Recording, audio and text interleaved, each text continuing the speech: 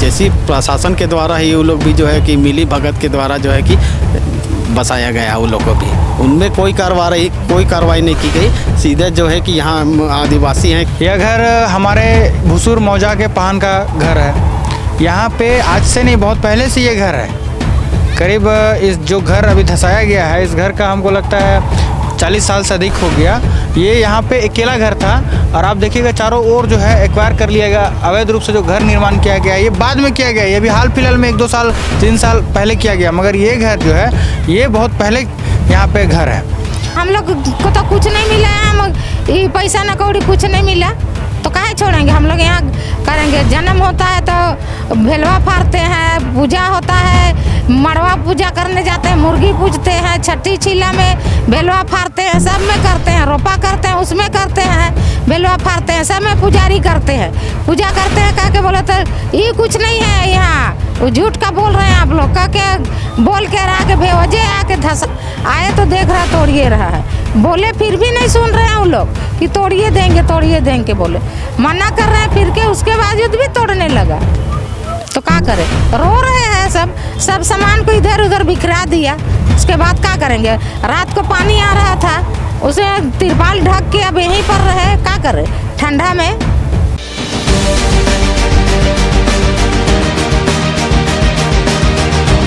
अभी मैं झारखंड की राजधानी रांची के हुसूर मौजा पे मौजूद हूँ और आप जो बगल से देख रहे हैं सड़क, ये सड़क एक वीआईपी सड़क है जहाँ से मंत्री, मुख्यमंत्री और तमाम विधायक इसी सड़क से होते हुए विधानसभा की ओर जाते हैं।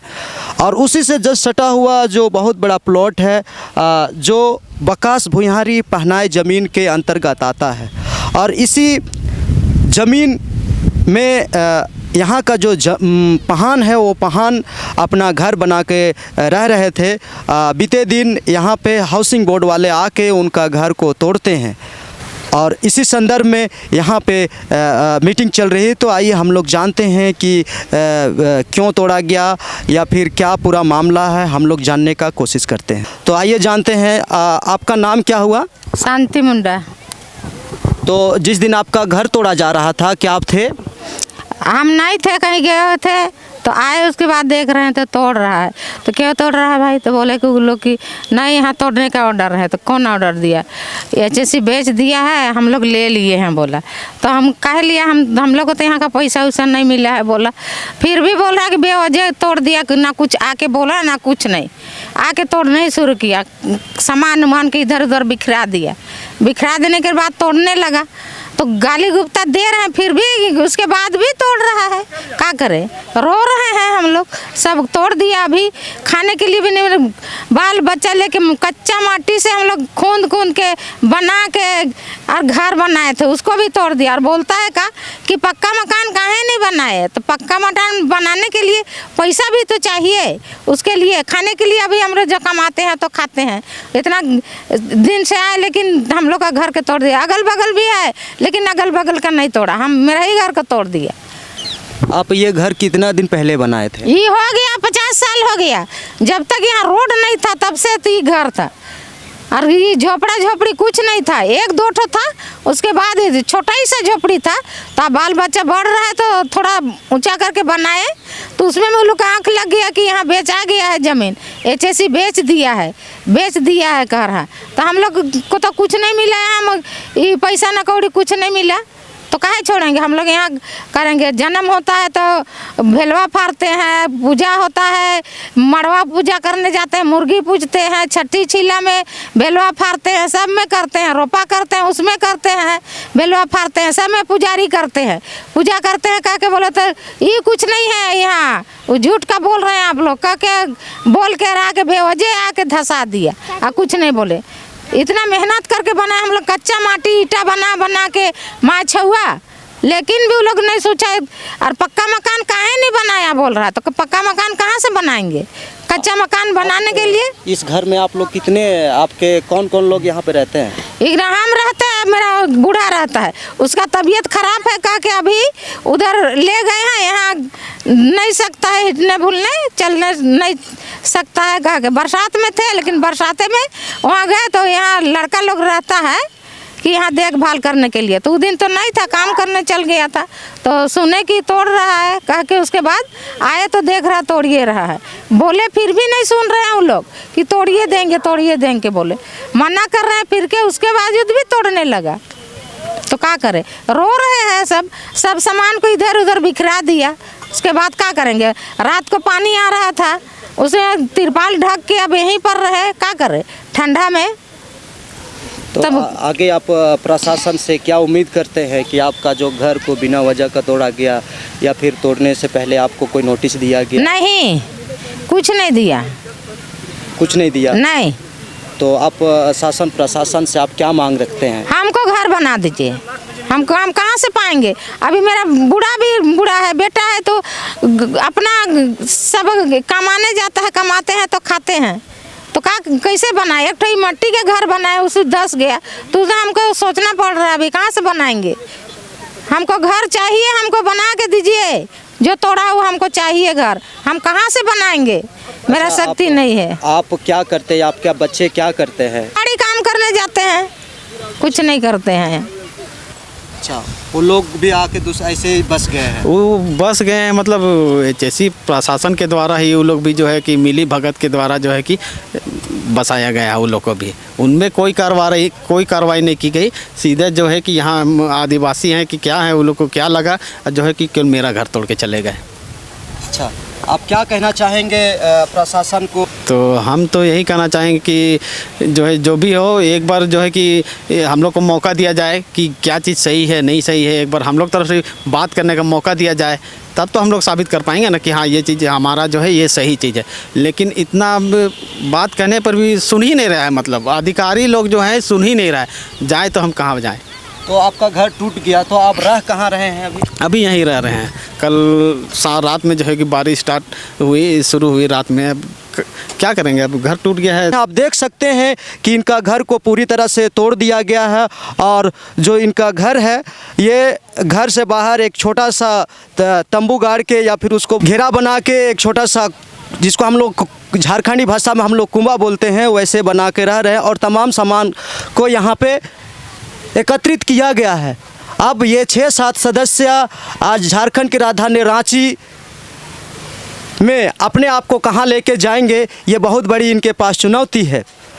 देखिए, मैं थोड़ा सा अपना पहले मैं परिचय बता दूं। मैं इसी गांव का निवासी रहा हूं, और अभी सरकार जब HSC विस्थापित कर रही थी तो हम लोगों को पुनर्वास जहां पे किया, मैं वहां से हूं, और अभी उस पंचायत का मैं मुखिया हूं। मैं बताना चाहूँगा कि आप ये जो घर देख रहे हैं धसा दिया है, यह घर हमारे भुसूर मौजा के पाहन का घर है। यहाँ पे आज से नहीं, बहुत पहले से ये घर है। करीब इस जो घर अभी धसाया गया है, इस घर का हमको लगता है 40 साल से अधिक हो गया। ये यहाँ पे अकेला घर था, और आप देखिएगा चारों ओर जो है एक्वायर कर लिया गया। अवैध रूप से जो घर निर्माण किया गया, ये बाद में किया गया, ये अभी हाल फिलहाल में 1-2 साल 3 साल पहले किया गया, मगर ये घर जो है ये बहुत पहले यहाँ पे घर है। दूसरी सबसे बड़ी चीज़ है कि जब HSC विस्थापित किया तो वो रैयत ज़मीन को एक्वायर किया था। रैयत ज़मीन का पैसा को सरकार वहाँ के जो रैयत थे उनको पैसा दी थी, मगर ये जो ज़मीन है, अभी हम जिस ज़मीन में खड़े हैं, जिस ज़मीन में घर है, ये असल में भुसूर मौजा के पाहन का ज़मीन है। असल में ये भुइयरी ज़मीन है, पुजारी ज़मीन है, जिसमें पाहन पूजा पाठ करते हैं, खेती करते हैं। ये आदिवासी समाज में ये व्यवस्था है कि यहाँ के पाहनों को खेती बाड़ी करने के लिए, पूजा पाठ करने के लिए ज़मीन देती है। क्योंकि देखिए, हमारे आदिवासी समाज में सबसे बड़ा चीज़ है कि जब भी किसी के घर में कोई मर गया, कोई जन्म लिया, तो पाहन का ज़रूरत होता है। घर पूजा किए तो पाहन का ज़रूरत होता है। उस वक्त पाहन को कोई दक्षिणा नहीं देता है। काहे? कारण ये है कि आदिवासी समाज उसको खाने पीने के लिए, खेती करने के लिए, एक समाज के लिए उनको ज़मीन दिया है, पहनाइन ज़मीन जिसको हम लोग बोलते हैं, भुइयरी ज़मीन बोलते हैं। और उस ज़मीन का किसी प्रकार का कोई एक्वायर सरकार नहीं की है, ना इसका रैयतों को भुगतान किया है। उसके बावजूद देखिएगा कि यहाँ पे यहाँ पे आदिवासी हमारे पाहन जी का घर है, इसको जबरन पुलिस प्रशासन मिलकर इसका घर को धंसाया गया है और ये जानबूझ के किया जा रहा है। हर जगह देखिएगा केवल आदिवासी को निशाना पे लिया जा रहा है। अभी हाल फिलहाल में कुछ दिन पहले वहाँ पर एक हमारी बहन जो सुहानी थी उसका भी घर धंसाया गया। तो ये जानबूझ के इस तरह किया जा रहा है। और हम तो कहेंगे कि हेमंत सोरेन सरकार जब सरकार में नहीं थी उस वक्त अपने मैनिफेस्टो में वादा की थी कि हम विस्थापितों के लिए हक और अधिकार हम लाएंगे। और यहाँ के जितने मूल निवासी हैं, आदिवासी हैं, सबने सोचा कि सरकार बदलेगी तो सरकार कहीं ना कहीं विस्थापित रैयतों के साथ जो अन्याय हुआ है उसका समाधान करेगी। मगर इस प्रकार यहाँ पे कुछ नहीं हो रहा है। और एक चीज़ मैं बताना चाहूँगा, एकदम चुनौती दूंगा, ये भुसूर मौजा के पहान का ज़मीन है। ये तो पुराना भुसूर है। मैं नया भुसूर के लोगों को लाऊंगा यहाँ पर, धरना प्रदर्शन जो हो जाए करूँगा, क्योंकि ये हमारे भुसूर के पहान है और यही पहान वहाँ भी जाते हैं, वहाँ भी पूजा करते हैं। तो सोचिए ये कहीं ना कहीं हमारे पहान है, उनके साथ इस तरह किया गया है, उनके घर को तोड़ा गया है, और ये कहीं ना कहीं आदिवासी समाज को, पहान समाज को इन्होंने क्षति करने का काम किया है। तो आप इनके लिए कहाँ तक न्याय देने के लिए इनके लिए लड़ेंगे? देखिए, न्याय तो इनको मिलेगा, लड़ाई अब आर पार की है। हम आए यहाँ पे बोल दिए और चले गए नहीं, आर पार की लड़ाई है। हम तो अभी हाउसिंग बोर्ड से पूछेंगे ना कि ज़मीन तुम कहाँ से खरीद लिया, वो बोल रहा है, ये हाउसिंग बोर्ड इसका घर को तोड़ा है, वो बोल रहा है कि हम HSC से ज़मीन खरीद लिए। HSC एक्वायर नहीं किया था तो ज़मीन कहाँ से खरीद लेगा? HSC किसको एक्वायर किया? अरे हम लोग के पास सारा पेपर है। HSC वही ज़मीन को एक्वायर किया जो रैयत ज़मीन है, भूंयारी हो, मसना हो, सरना हो, उसको एक्वायर नहीं किया है, उसको तो फ्री में मिल गया है।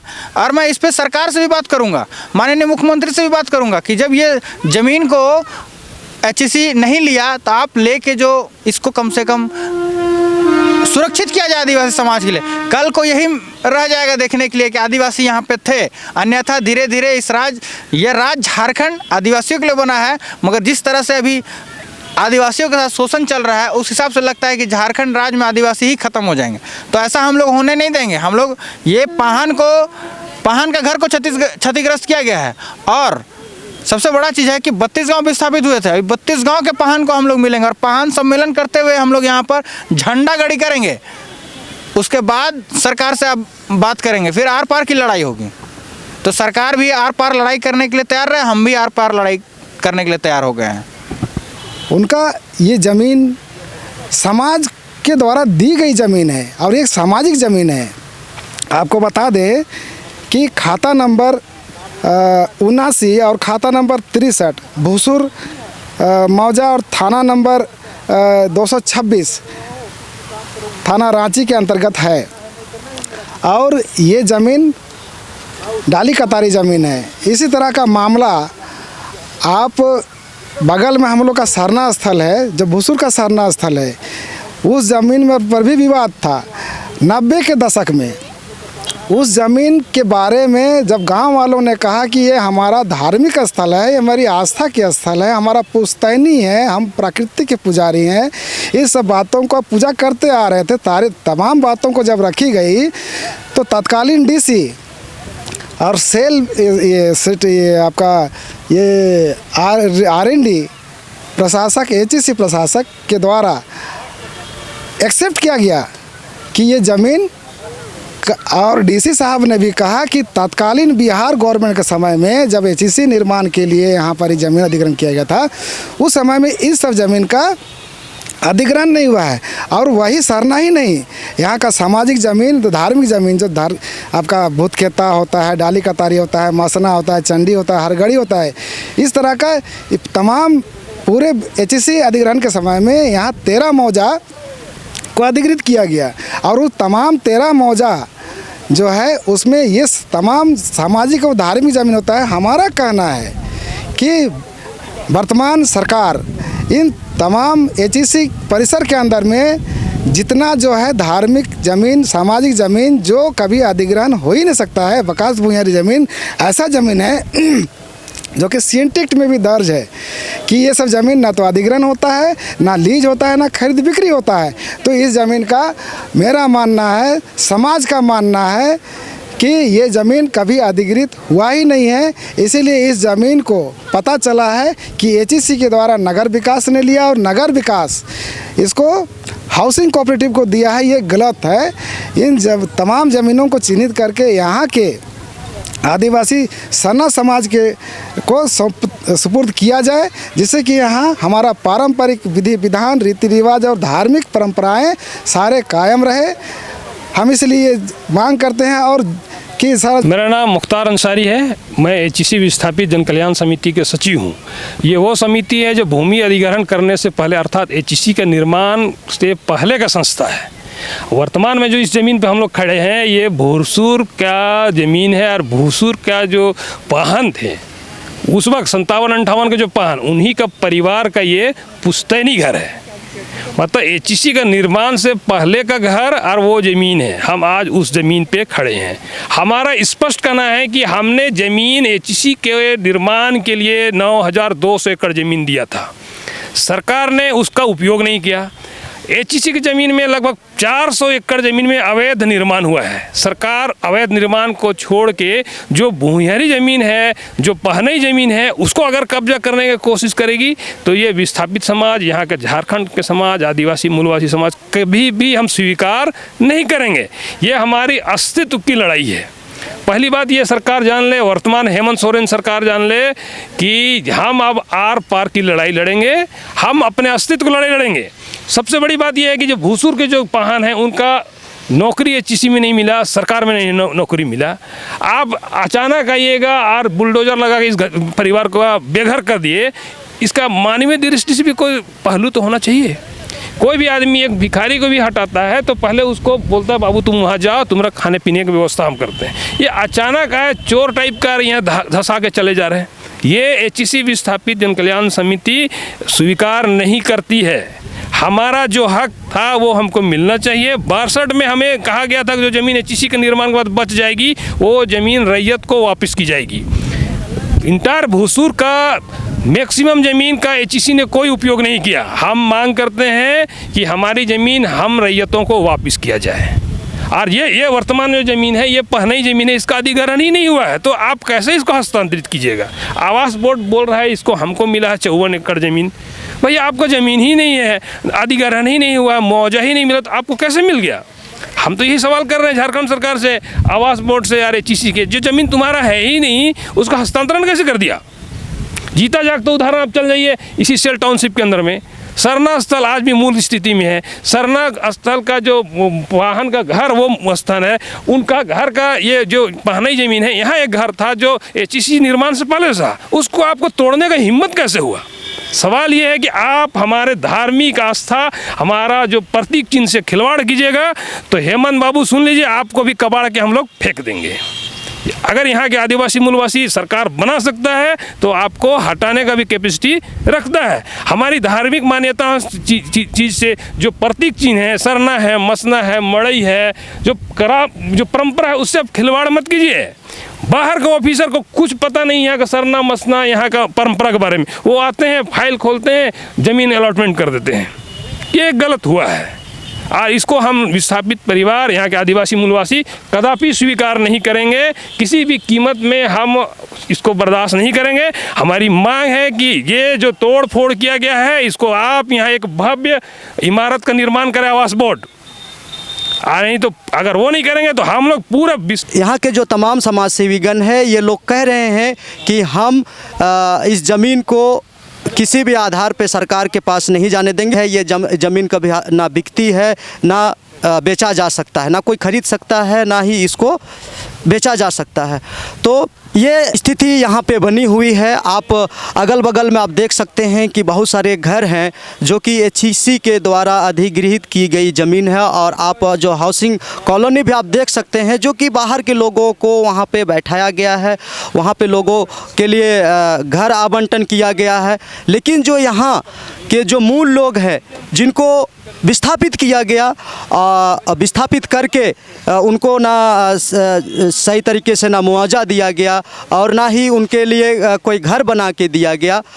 तो ये स्थिति है यहाँ के आदिवासी मूल निवासियों के साथ। तो आप जान सकते हैं कि जो एचईसी का निर्माण आज से करीब 60 साल से ज़्यादा हो गया।